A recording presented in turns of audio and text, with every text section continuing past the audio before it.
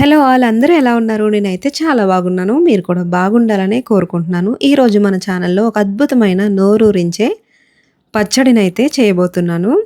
అది చాలా రేర్‌గా దొరుకుతాయి కదా! వాక్కాయలు పుల్ల పుల్లగా, కారం కారంగా ఉండే వాక్కాయ కొత్తిమీర పచ్చడి. వర్షాకాలంలో, శీతాకాలంలో ఎక్కువ దొరికే ఈ వాక్కాయలతో పచ్చడి చేసుకుంటే ఆ రుచే వేరు కదా! వేడి వేడి అన్నంలో కొద్దిగా నెయ్యి వేసుకుని ఈ పచ్చడి కలుపుకొని తింటే అమృతంలా ఉంటుంది.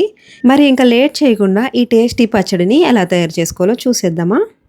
ముందుగా ఈ పచ్చడి కోసం పచ్చిమిర్చి, కొత్తిమీర అలాగే వాక్కాయలను తీసుకొని బాగా కడిగి కట్ చేసుకోవాలి.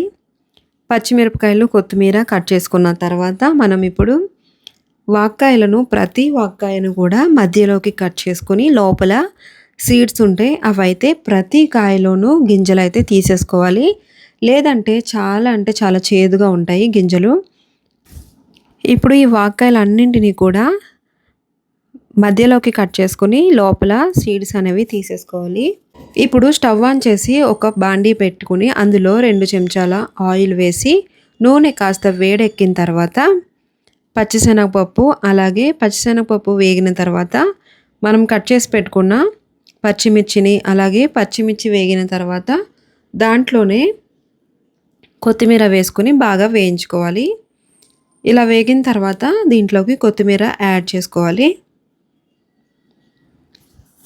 కొత్తిమీర కొంచెం లైట్గా వేగిన తర్వాత మనం ముందుగా కట్ చేసి పెట్టుకున్న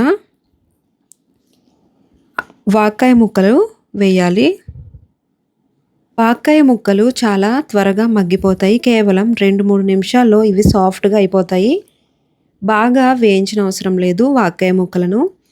తర్వాత చివరగా వాక్కాయ ముక్కలు వేసిన తర్వాత జస్ట్ 1 నిమిషం పాటు అటు ఇటు తిప్పి స్టవ్ ఆఫ్ చేసేయండి.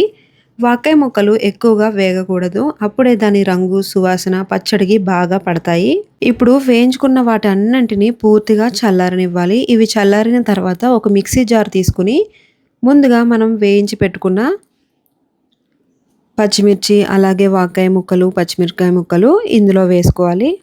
ఇప్పుడు దీంట్లోకి వెల్లుల్లి, జీలకర్ర, రుచికి సరిపడా ఉప్పు వేసుకుని ఇది మిక్సీ పట్టేటప్పుడు చాలా జాగ్రత్తగా ఉండాలి. చట్నీలాగా అయిపోకుండా కొంచెం కచ్చా పచ్చాగా మిక్సీ చేసుకోవాలి మనం.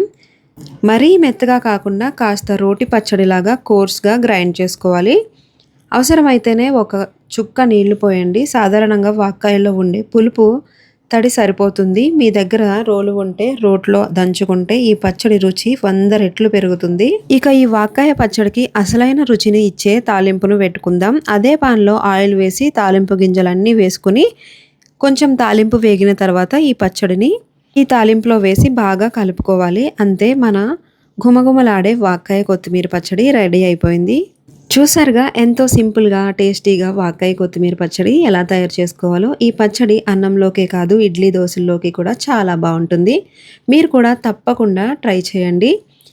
మీకు ఎలా కుదిరిందో కింద కామెంట్ సెక్షన్లో నాతో షేర్ చేసుకోండి. ఈ వీడియో మీకు నచ్చినట్లయితే లైక్ చేయండి, షేర్ చేయండి. అలాగే మన ఛానల్ను సబ్స్క్రైబ్ చేసుకోవడం మర్చిపోకండి. Thank you for watching.